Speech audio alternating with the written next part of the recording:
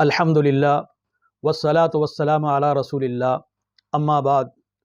سوال یہ پوچھا گیا ہے کہ کسی مسجد میں فرض نماز ہو چکی ہے، اس کے بعد کوئی لوگ بعد میں آتے ہیں تو کیا وہ الگ سے دوسری جماعت کروا سکتے ہیں کہ نہیں کروا سکتے؟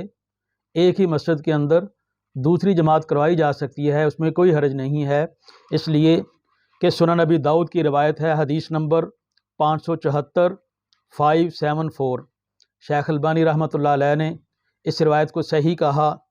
ان رسول اللہ صلی اللہ علیہ وسلم ابصر رجلا یصلی وحدہ، اللہ کے نبی علیہ الصلوۃ والسلام نے ایک آدمی کو دیکھا جو کہ اکیلا نماز پڑھ رہا تھا۔